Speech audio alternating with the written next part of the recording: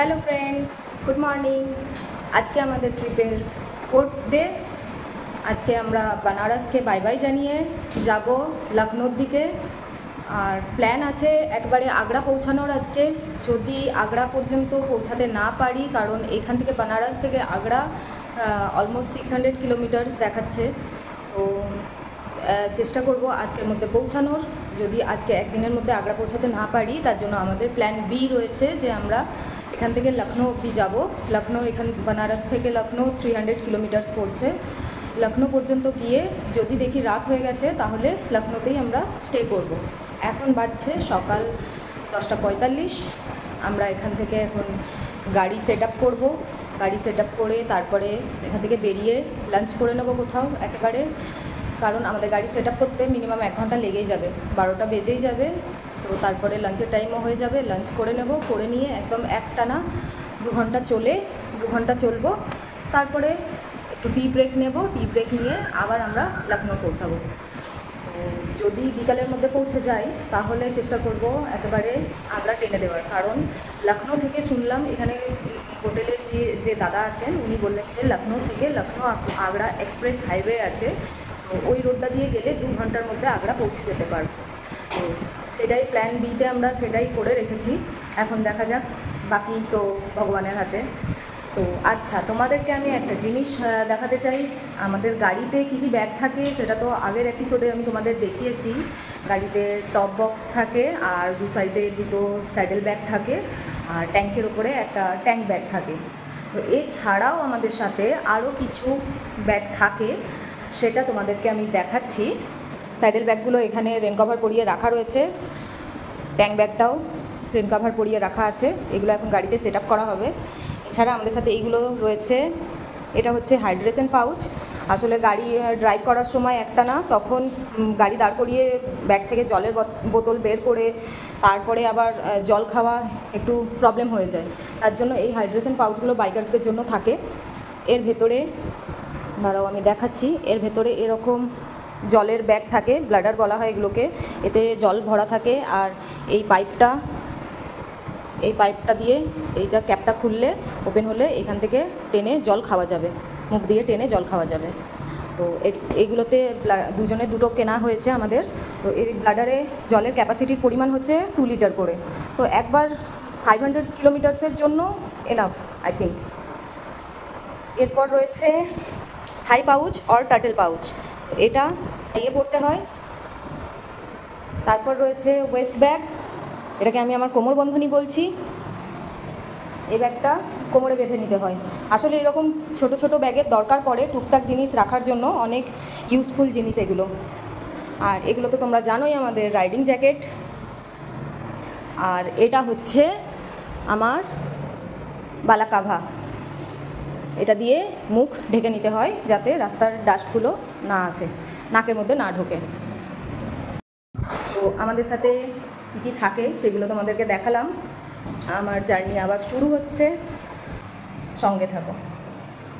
Hotel থেকে বেরিয়ে গাড়ি ফুয়েল আপ করতে এসেছি। বারাণসীতে 95 টাকা করে লিটার, আমরা 12.36 লিটার ভরলাম 1180 টাকায়। আমরা এখন লখনৌর দিকে যাচ্ছি। তো হোটেলের দাদা বললেন যে এয়ারপোর্ট চলে যেতে, সোজা এয়ারপোর্ট দিয়ে লখনৌ তাড়াতাড়ি পড়বে, মানে শহরের সাইডের দিয়ে বাইরে দিয়ে আমরা বেরিয়ে যাব। শহরের ভেতরে দিয়ে গেলে ট্রাফিকের মধ্যে পড়ে যাব, তাতে আরও লেট হয়ে যাবে। ইউপিতে তেলের দাম আরও কম। ঝাড়খণ্ডে আমরা জানতাম তেলের দাম কম হয় বেঙ্গলের থেকে, কিন্তু ইউপিতে তেলের দাম ঝাড়খণ্ডের থেকেও কম। ঝাড়খণ্ডে 99 রুপিস করে পার লিটার ছিল, আর ইউপিতে 95 করে পার লিটার হলো।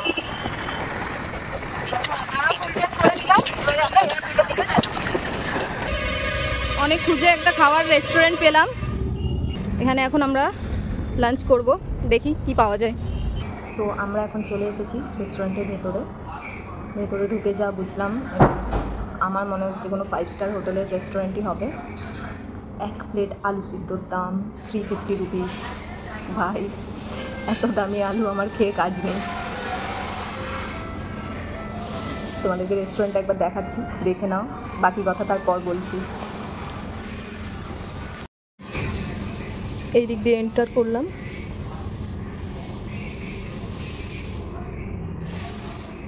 উপরে ডেকোরেশনগুলো দেখো। এই টাইপের টেন্ট আমাদের ইউজ হয়, আমাদের কোনো বড় বড় প্রোগ্রাম নেই। ওইদিকে হ্যান্ড ওয়াশরুম সব কিছু আছে। এটা হলো রেস্টুরেন্টটা। আমরা অর্ডার করেছি স্টিম রাইস, একটা আলু গোবি টমাটার দিয়ে সবজি, আর একটা গোলাপ জামুন। একটা বলতে 1 প্লেট গোলাপ জামুন, ওতে 2 পিস থাকবে। 1 প্লেট রাইসের, স্টিম রাইসের প্রাইস হচ্ছে কত, 135 ছিল না? স্টিম রাইসের প্রাইস 135, আর সবজিটার জন্য পড়বে 250, আর গোলাপ জামুন 95। বাস এটাই খাবো। অ্যাকচুয়ালি এত বড় ট্রিপ, ডেলি বাইরে খাওয়া, 2 বেলা করে 4 বেলা করে, তো বাজেটের একটু ধ্যান রেখে চলতে হয়। তার সাথে হোটেলে থাকা, গাড়ির ফিল আপ করার খরচা, বাজেট সবসময় দেখে চলতে হয়। তার জন্য এত বড় রেস্টুরেন্টে ঢুকে গিয়ে একটু আনইজি ফিল হচ্ছে। আদারওয়াইজ যদি শুধু এখানেই ঘোরার থাকতো তাহলে সেটা অতটা চাপের ব্যাপার ছিল না, 1-8 দিন ভালো জায়গায় খাওয়াই যেতে পারে। আরেকটা জিনিস যেটা তোমাদের সাথে আমার শেয়ার করার ছিল, যেটা হচ্ছে আমি বানারসে এসে যে বানারসে এসে যে হোটেলে ছিলাম, সেই হোটেলটার নাম হচ্ছে, এটা অ্যাকচুয়ালি ভিলা টাইপের হোটেল, শ্রীনিবাসন ভিলা। এটা জায়গাটা হচ্ছে সুন্দরপুর রোডের ওপরেই, এই মানে রোডের ওপরেই ডান দিকে একটা গলি ঢুকে যাচ্ছে, গলি থেকে 2-4 কদম চললেই পাওয়া যাবে হোটেল শ্রীনিবাসন ভিলা। এটা আমি গুগল থেকে দেখে তারপরে এখানে এসে সব ঠিকঠাক লাগলো, কথাবার্তা বলে তারপর বুক করেছিলাম। হোটেলটা ভালো, তোমাদের যদি কারোর বানারস আসার থাকে, ফ্যামিলি, সোলো, কাপল, সবার জন্যই মেন যেটা দরকার পড়ে সেফটি, তো সেই দিক থেকে খুব ভালো। স্টাফ বিহেভিয়ারও খুবই ভালো। শুধু একটাই প্রবলেম ছিল যে ফুডিং অ্যাভেলেবেল ছিল না, কিন্তু চাটা অ্যাভেলেবেল করে দিয়েছিল, তো আমার জন্য ওটা এনাফ ছিল। বাকি খাবার জন্য সামনেই তো রেস্টুরেন্ট ছিল, বেরিয়ে খেয়ে আসছিলাম, আর রাতের খাবারটা খেয়ে তারপরে হোটেলে ঢুকছিলাম। আর কি বলি, আর হোটেল শ্রীনিবাসন ভিলা বাজেট ফ্রেন্ডলিও ছিল, পকেট ফ্রেন্ডলিও ছিল।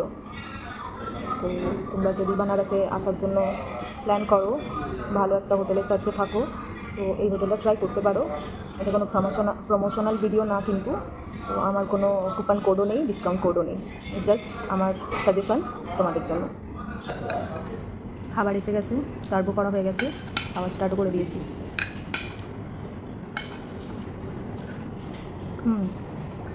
সবজিটা দারুণ বানিয়েছে। এটা যদি শীতকাল হতো আরও জমে যেত সবজিটা, কারণ ধনেপাতা দেওয়া আছে স্লাইস করে করে, তো ধনেপাতার টেস্ট অ্যান্ড স্মেলটা শীতকালেই বেশি ভালো লাগে।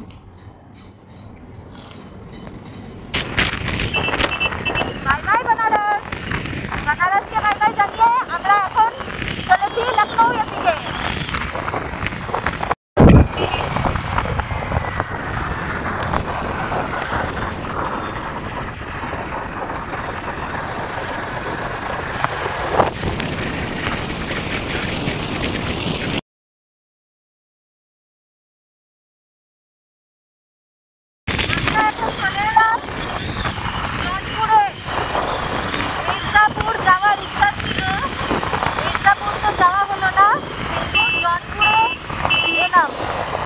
আমরা যদি কানপুর হয়ে আগ্রা যেতাম তাহলে আমরা মির্জাপুরের ওপর দিয়ে যেতাম, কিন্তু আমরা রুটটা চেঞ্জ করেছি।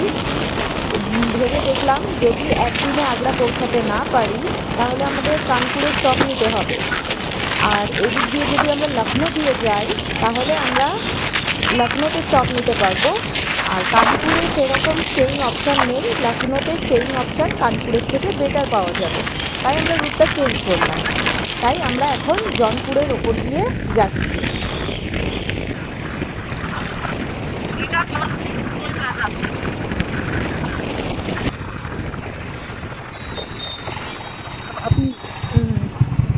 বাকি চলছে।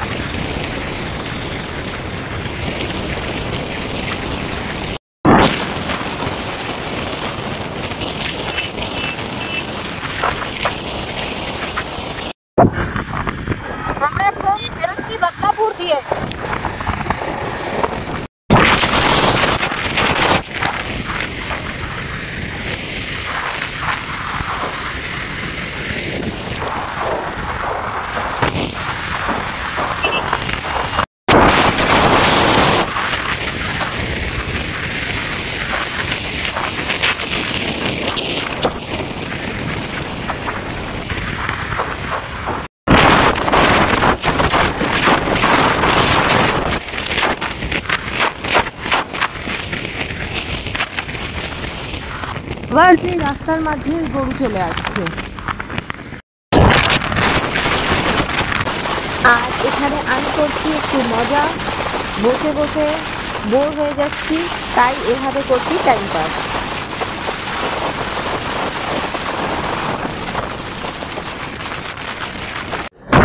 তোমরাও একটু মিউজিকের মজা নিতে নিতে রোড সাইড সিনিক বিউটিগুলো দেখতে থাকো।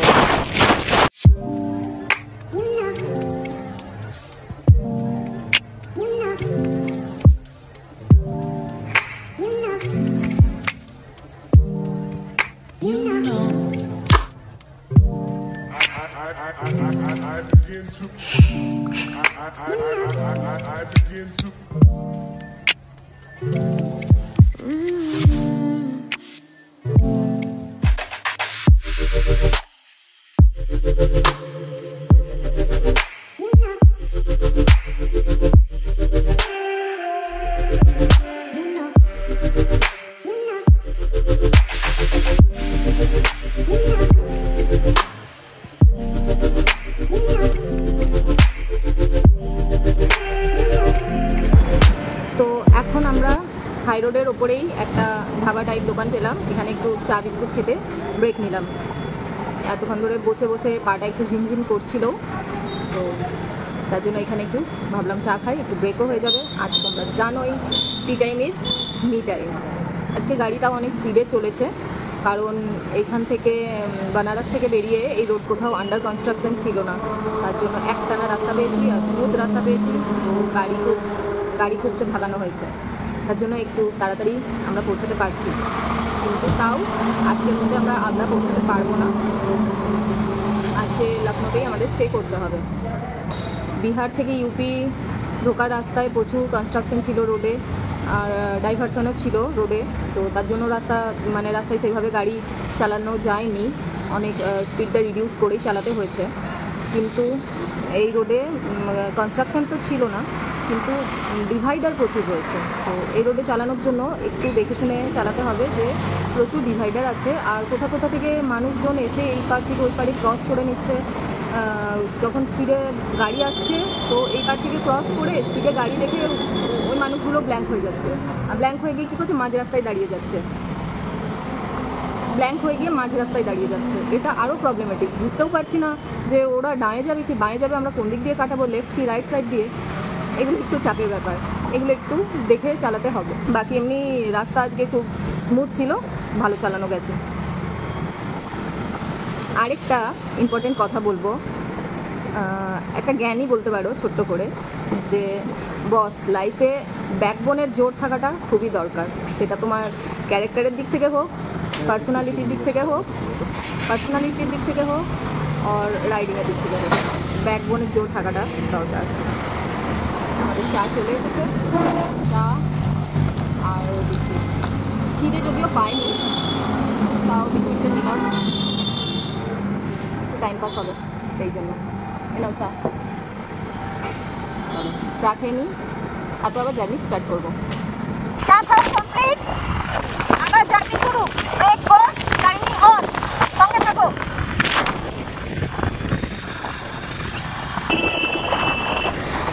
এখন আমরা বেরোচ্ছি সুলতানপুর দিয়ে, এখান থেকে লখনৌ আর 140 কিলোমিটার দেখাচ্ছে।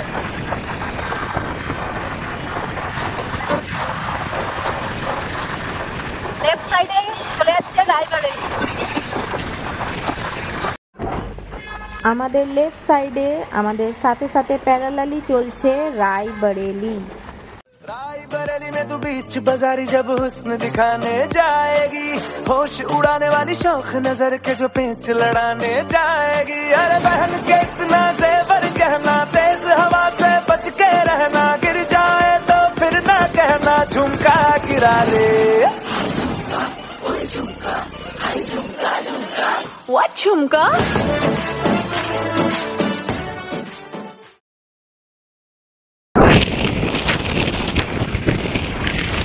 আর বাঁদিকে দেখো কত কাশফুল ফুটে রয়েছে। মা দুর্গার আগমনীর প্রকাশ শুধু পশ্চিমবঙ্গেই নয়, উত্তরপ্রদেশেও দেখা যাচ্ছে।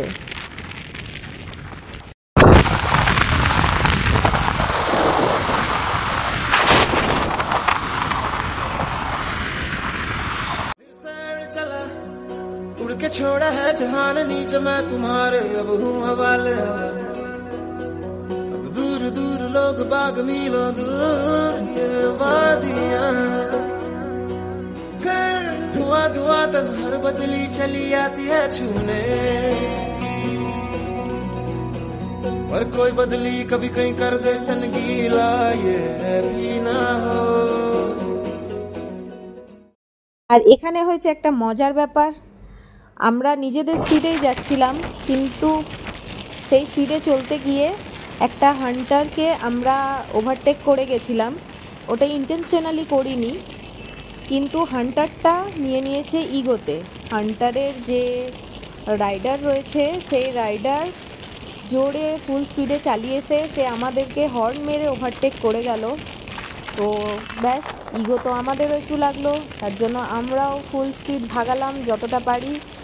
আর দেখো গাড়ি কত স্পিডে, গাড়ি চলছে 111 স্পিডে, আমরা ওভারটেকও করে ফেললাম। কিন্তু এটাই বলবো যে রেস লাগানো কখনোই উচিত নয়, আর এরকম লং রাইডে বেরোলে তো একদমই নয়। তাও আমরা একবার জাস্ট চেক করলাম যে আমাদের গাড়িটা কেনা ভ্যালু ফর মানি হয়েছে কিনা। বাকি রেস লাগানোর সপক্ষে আমরা একদমই নই। কিন্তু দেখো, আমি সেলফি ক্যামেরা দিয়ে ব্যাক সাইডটার ভিডিও করছি, তো দেখতে পাচ্ছি যে হান্টারটা আমাদের পিছা কিন্তু এখনও ছাড়েনি। কিন্তু আর আমরা রেস লাগাবো না, কারণ হিমালয়া 452 এর পাওয়ার কতখানি সেটা সবাই জানে আশা করি। আর বলে না, প্রত্যক্ষকে প্রমাণের দরকার হয় না। এরই মধ্যে সূর্য অস্ত যাওয়ার টাইম হয়ে এলো, সন্ধে প্রায় হতেই চললো। আমাদের এখনও রাস্তা চলা বাকি আছে আজকের ডেস্টিনেশনের জন্য।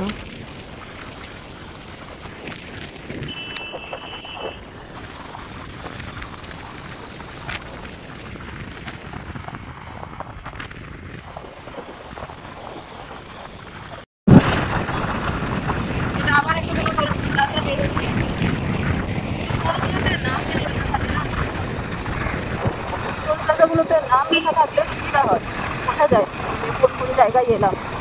বাইরে থেকে যারা আসছে তারা তো বুঝতেই পারবে, লোকাল লোকরা তো জানে, বাইরে থেকে যারা আসছে তারা কী করে বুঝবে?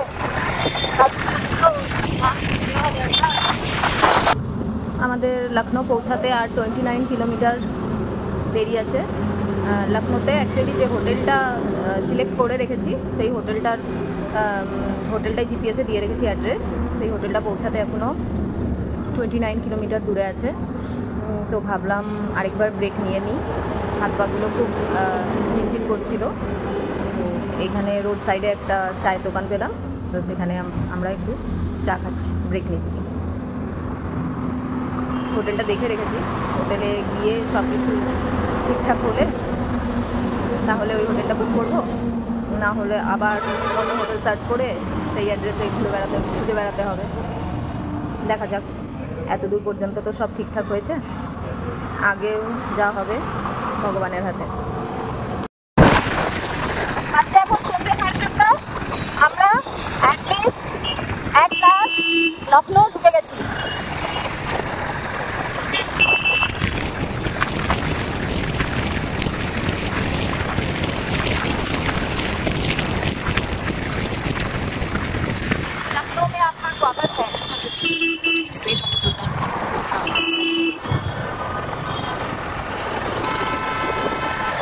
এই আমরা চলে এলাম লখনউ, নবাবों का शहर लखनऊ।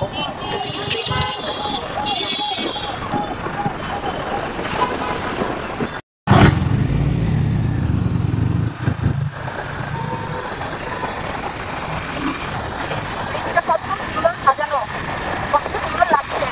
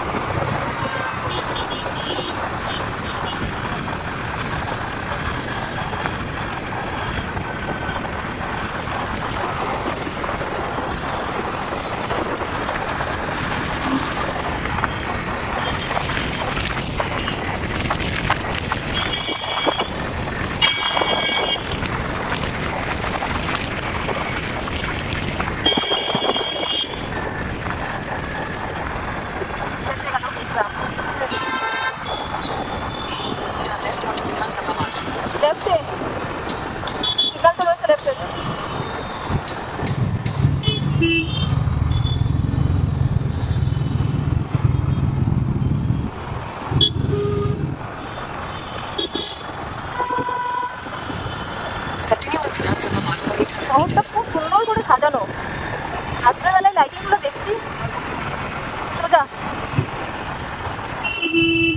লাইটিংগুলোতে আরও ভালো লাগছে বিল্ডিংগুলো।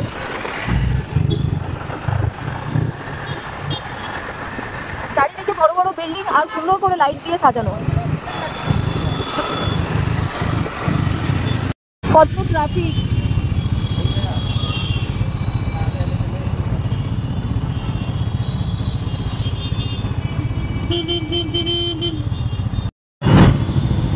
এই দেখো দৃষ্টি আইএস।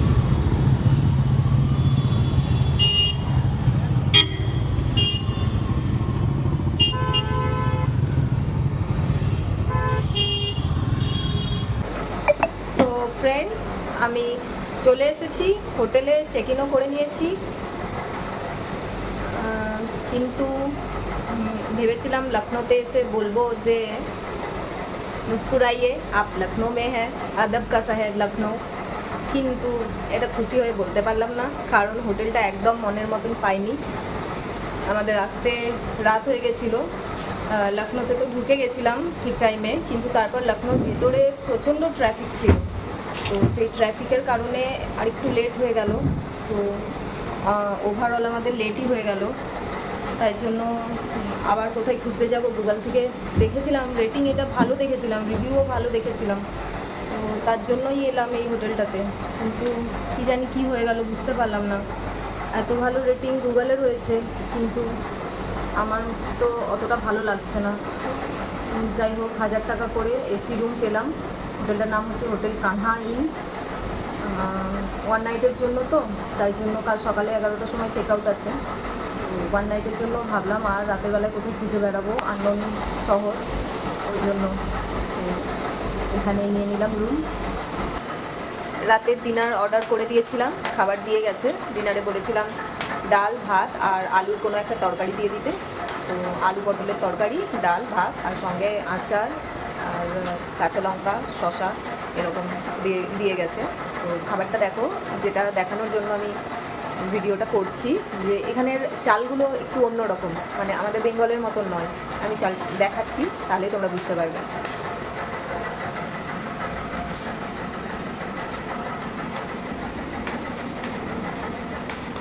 এই যে দেখো ভাতগুলো কীরকম ছোট ছোট, কিন্তু বেশ টেস্টি, খেতে বেশ ভালো লাগছে এরকম ভাতগুলো। আমি এর আগে বানারসেও এরকম ভাতই পেলাম, আর এখানেও দেখছি এরকমই ভাত, ভালো লাগছে খেতে। চলো আজকের মতন এতটাই, খেয়ে নিই, এখানেই ভিডিওটা এন্ড করছি। সবাইকে গুড নাইট, শুভরাত্রি।